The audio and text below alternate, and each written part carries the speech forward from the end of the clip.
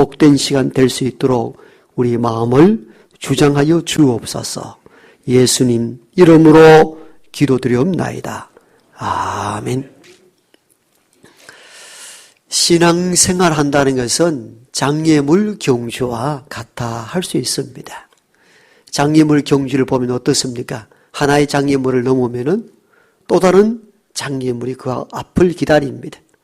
또 뛰어넘고 또 조금 달리다가 또 뛰어넘고, 그래서 결승점에 골이 나는 거죠. 신앙도 마찬가지입니다. 그래서 사도 바울은 믿음의 경주를 하며 이렇게 자기 서신서에서 밝히고 있습니다. 그 믿음이라는 것은 달리는 경주와 같아, 그 말이죠. 우리도 신앙생활 쭉 하다 보면 어떻습니까? 조금 뭔가 열심히 할 때 시험이 와서 덜컥 넘어집니다. 그걸 극복하고 이겨나가면은 한참 달리다가 또 다른 장애물이 나타납니다. 또 주춤하다가 또 뛰어넘고. 사실 그게 믿음의 경주, 신앙생활입니다. 오늘 본문에 나타난 시각장애인도 크고 작은 여러 장애물이 있었습니다. 그걸 뛰어넘어서 주께 나올 때에 주께서 그것을 보고 너의 믿음이 너를 구원했다, 그렇게 말씀한 거예요. 우리가 평면적으로 다윗의 자손 예수여 나를 불쌍히 여기소서 한 단순한 그 한마디 외침 때문이 아니에요. 보이지 않게 나타난 수없이 많은 장애물을 극복하고 나 주께 나온 그 믿음을 전체적으로 보시고 판단한 것입니다.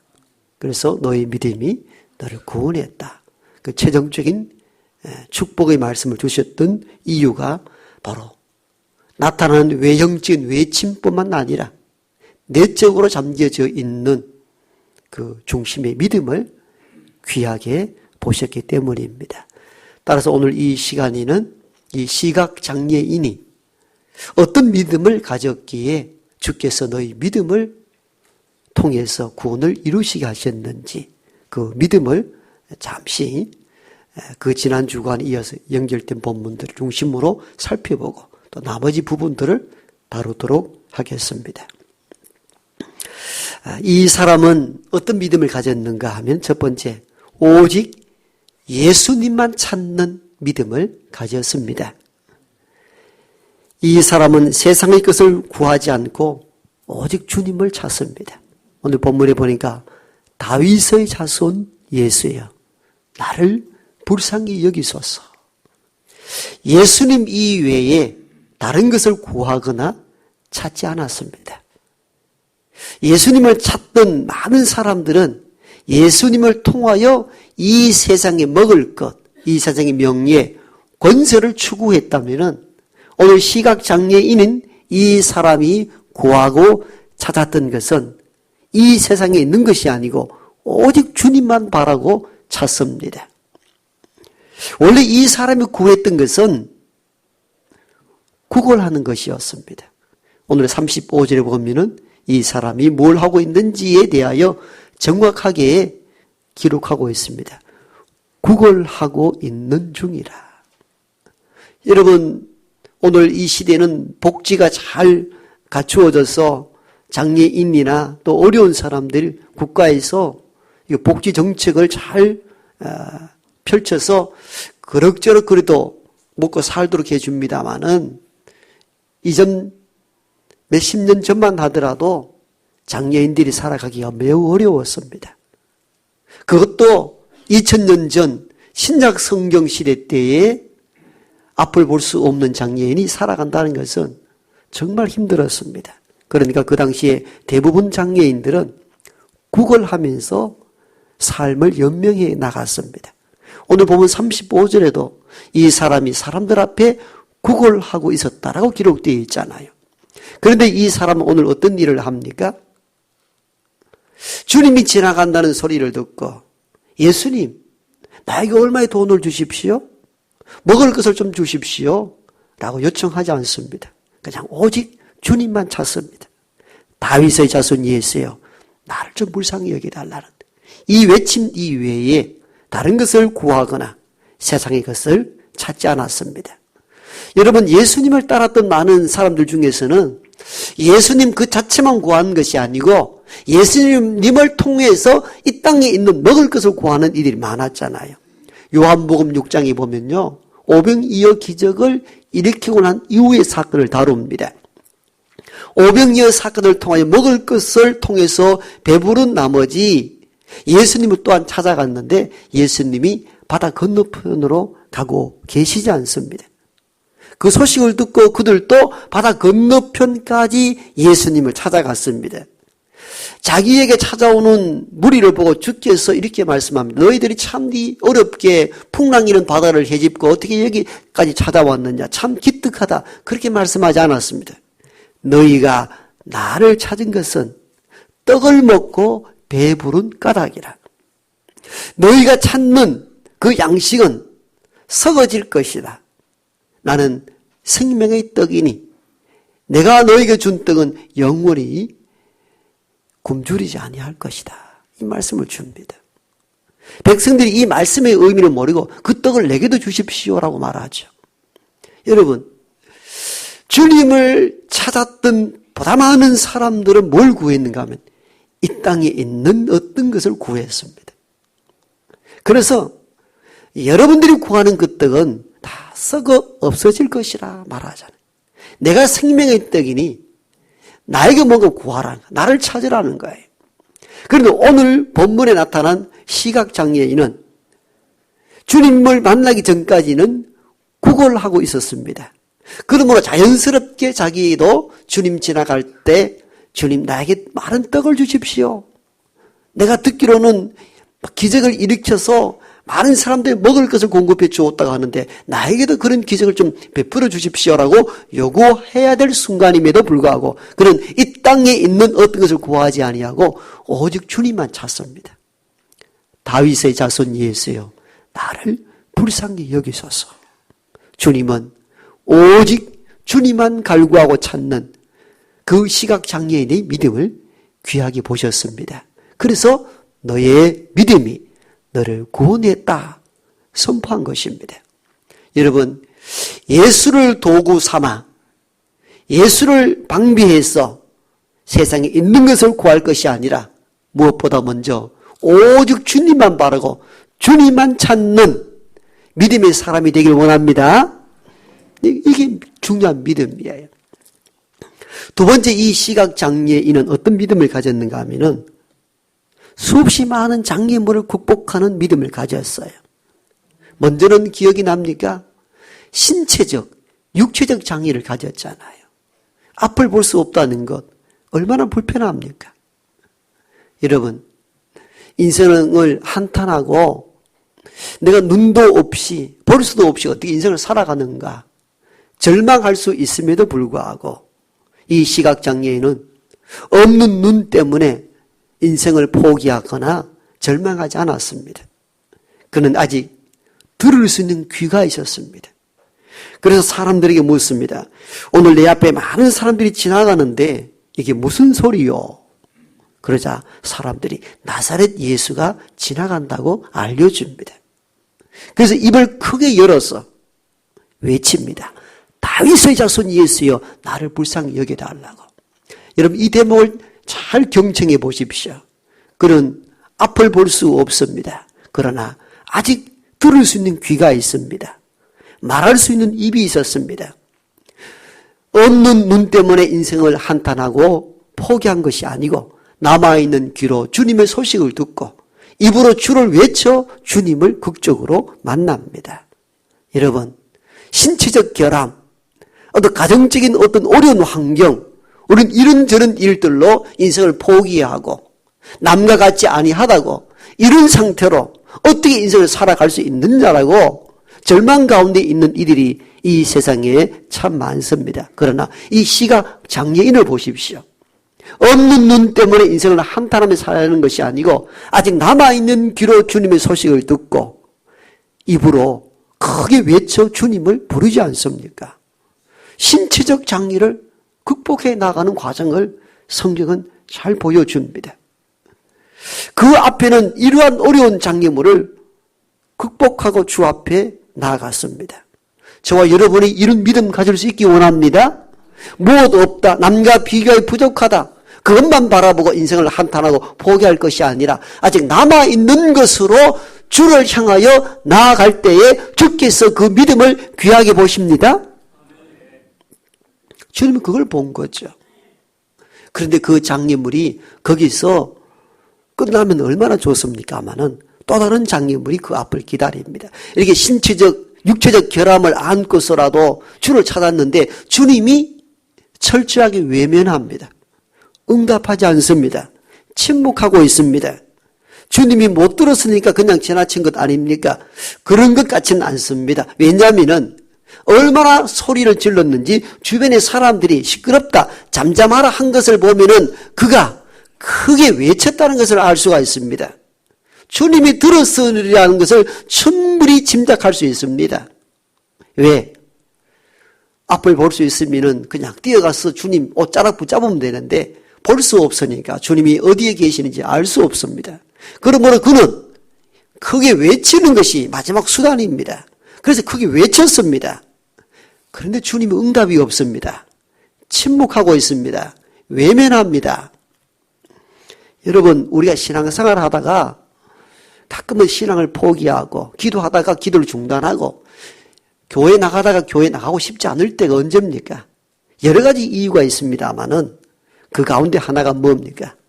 열심히 기도했는데도 응답이 없을 때, 오랫동안 신앙생활을 함에도 불구하고 주님이 철저하게 침묵으로 일관했을 때, 신앙이라는 것은 결국은 부르짖음과 응답의 구조가 서로 상호 보완이 되어야 되는데 나는 날마다 부르짖는데 어떤 응답도 없다 했을 때 신앙의 위기가 옵니다. 이럴 때 가장 힘들고 어려울 때이죠. 자, 여러분, 여기에서 이 시각장애는 넘어질 수 있는 환경입니다. 그럼에도 불구하고 이 시각장애는 한 번 더 외치죠. 다윗의 자손 예수여 나를 불쌍히 여기소서 라고 왜 한 번 더 외칩니다. 절망하지 않았습니다. 대부분의 믿음의 사람들은 기도하다가 응답이 없을 때 기도를 중단합니다. 신앙생활을 하다가 주님의 어떤 응답도 없을 때에 신앙생활에 회의감이 몰려오기 시작합니다. 이게 참 위기입니다. 그런데 이 시각장애인은 이걸 뛰어넘은 것이죠. 이걸 뛰어넘는. 이게 주님께서 보았을 때 가장 큰 믿음인 거예요. 여러분, 주님은 가끔 우리의 기도에 응답하지 않는 듯한, 그리고 우리 신앙생활의 어떤 태도도 보이지 않는 듯한 모습을 보일 때가 있습니다. 의도적인 외면, 의도적 침묵이라 볼 수가 있습니다. 그것은 주님이 듣지 못했기 때문이 아니라 우리의 믿음을 바라보기 위하여 의도적으로 응답지 않고 의도적으로 가끔 침묵할 때가 있습니다. 주님의 침묵은 우리를 돌아보지 아니함이 아닙니다. 듣지 못하심이 아닙니다.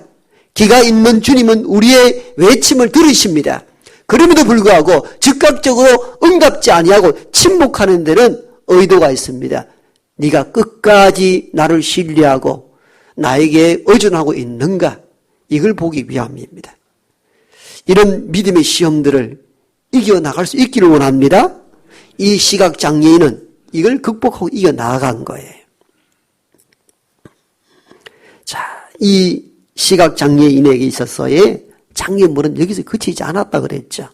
신체적 장애, 주님의 침묵이라는 장애도 극복하여 주께 나가는데 마지막 장애는 견디기가 어려운 장애물입니다.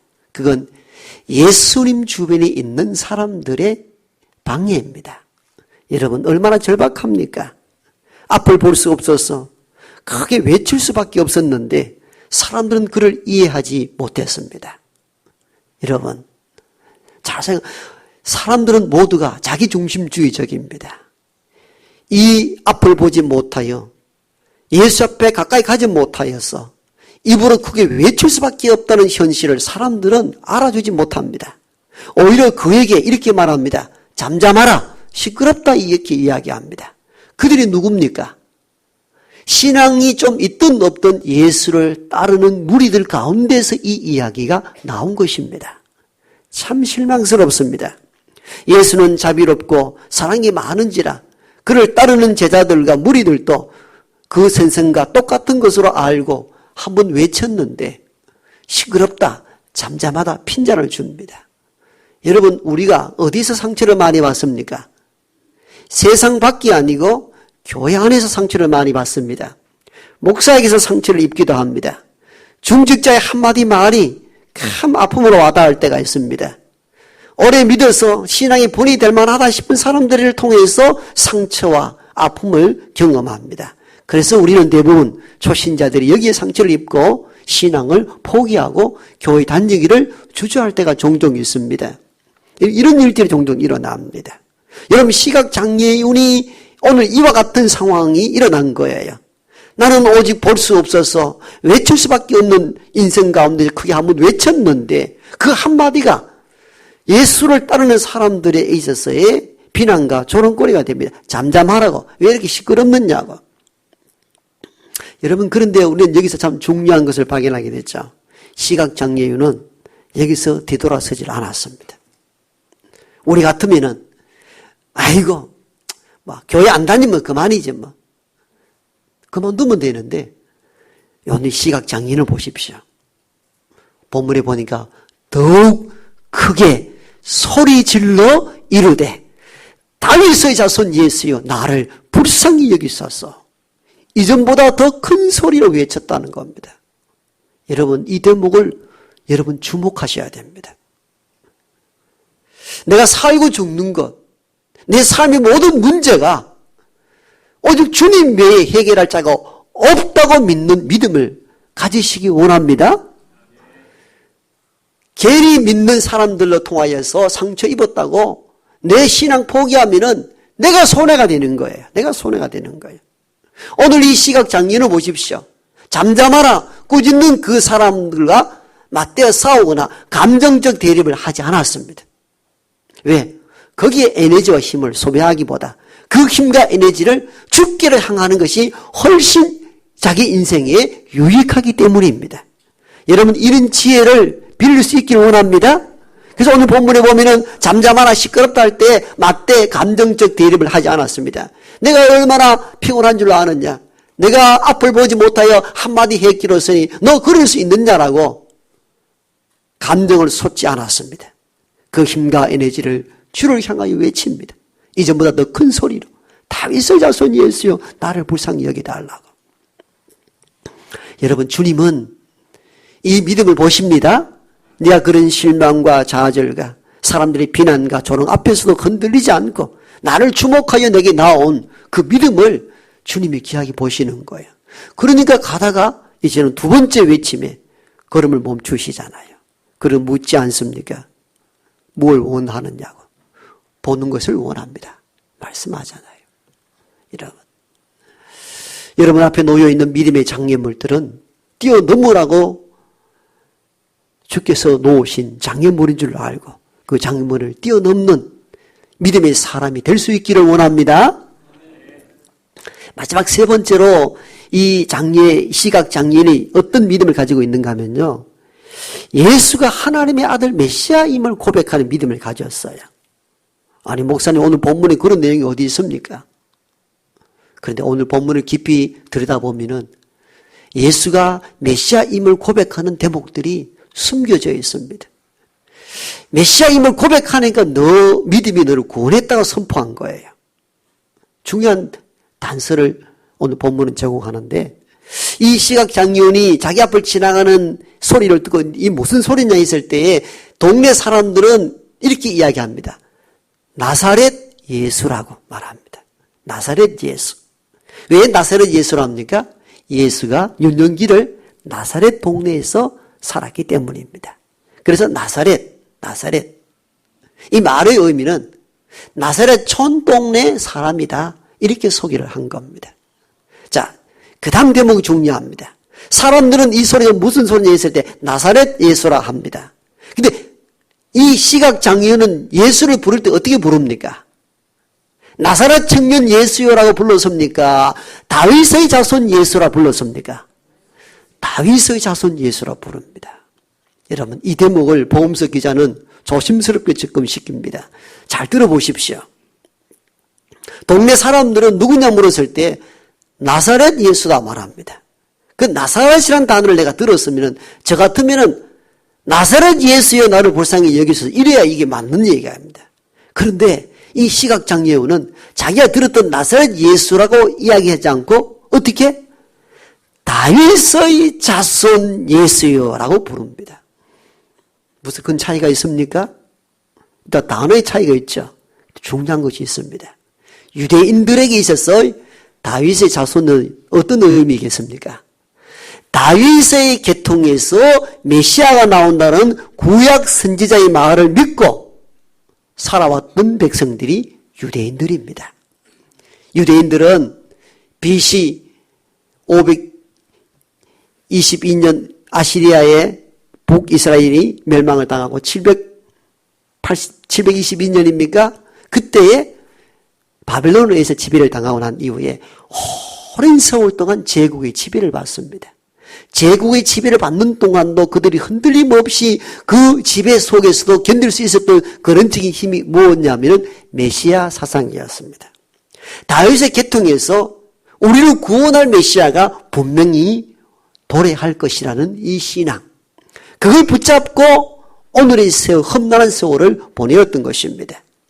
어떻든 시각장애인은 이 사람도 조상들로부터 부모로부터 받았던 그 신앙이 있었던지 오늘 이렇게 고백하고 예수를 부릅니다. 나사렛 예수가 아니고 다윗의 자손 예수여 나를 불쌍히 여기소서. 즉 예수 그리스도를 하나님의 아들, 하나님이 보낸 메시아로 고백한 흔적입니다. 주님은 그걸 주목한 거예요. 우리가 단순히 불렀던 다윗의 자손, 단순한 문제가 아니에요. 즉 다윗의 계통에서 이 땅에 오실 메시아로 그가 고백하여 불렀던 거예요. 이거 대단한 믿음인 것이죠. 이 시각장애인이 예수를 메시아로 불렀던 흔적은 하나 더 있습니다. 그럼 너가 나에게 원하는 것이 뭐냐 했을 때 보기를 원합니다. 그게 뭔 대단한 것이라고요? 대단한 겁니다. 어떤 대상에게 내가 보게 해달라고 요청한다는 것은 그가 신적 능력을 가지지 않고서는 가능한 질문이 아닙니다. 여러분이 어떤 개인적 사람에게 내 눈을 뜨게 해주십시오 이렇게 말할 수 있나요? 그건 불가능합니다. 오직 주님 신적 존재에게만 주여 내 눈을 뜨게 해주십시오 이 고백이 가능한 거죠. 그래서 네가 뭘 원하느냐 했을 때 내가 보기를 원합니다 했을 때에는 그 보게 해달라는 그 메시지 속에서는 무엇이 포함되어 있냐? 당신의 하나님의 아들 메시아이므로 내가 나의 눈을 뜨게 해줄 수 있습니다라는 고백이 포함된 믿음의 고백이었던 것입니다. 주님은 이 고백을 귀하게 본 거예요. 여러분 구약의 선지자들은 눈먼 자가 눈을 뜨게 하는 것은 메시아가 할 수 있는 유일한 일로 표현합니다. 마태복음 11장에 보면은 요한의 제자들이 예수께 나가서 우리 선생님 물어보라 하는데 당신이 오실 그이입니까? 아닙니까? 즉 메시아입니까? 아닙니까? 이렇게 예수께 직설적으로 질문을 던집니다. 주께서 이렇게 대답합니다. 내가 메시아다 직설적으로 대답하지 않고 너희 선생 요한에게 가서 이렇게 말해라. 소경이 보게 되고 안진뱅이가 일어나게 될 것이라 하라. 이런 구약 성경에 이르기를 눈먼 자가 보게 되는 것은 메시아만이 할 수 있다는 것을 암시해 줍니다. 이 대목에서도 볼 수 있듯이 눈을 뜨게 해줄 수 있다고 한다는 것은 메시아만이 할 수 있는 유일한 일로 기록되고 있습니다. 그러므로 이 시각장애인이 네가 뭘 원하느냐 했을 때 내가 보는 것을 원합니다 했다고 고백했다는 그 의미는 당신은 하나님의 아들 메시아이므로 내 눈을 뜨게 해줄 수 있으리라 믿습니다. 이 고백이었던 것입니다. 주님은 이렇게 모든 고백을 담아볼 때에 이 시각장애인에게 참 믿음이 있다가 판단되어서 너의 믿음이 너를 구원했다 최종 선언하게 되고 그의 눈을 뜨게 해주신 것입니다. 여러분 오늘 이 시각장애인의 이 믿음을 바라보십시오. 오직 주님만 바라보는 그 믿음. 크고 작은 장애물이 있었지만도 장애물을 뛰어넘는 이 믿음. 오직 예수만이 유일한 메시아입니다라고 고백할 수 있는 이 믿음. 이 믿음을 저와 여러분도 가질 수 있기를 원합니다. 주님은 이러한 믿음을 보시고 우리에게 은혜와 자비를 베푸실 줄로 또한 믿습니다. 기도하십시다. 아버지 하나님, 앞을 볼 수 없는 육체의 한계를 안고 이 세상에 버려졌으나 그는 여러 크고 작은 어려움과 환난 가운데서도 오직 주님만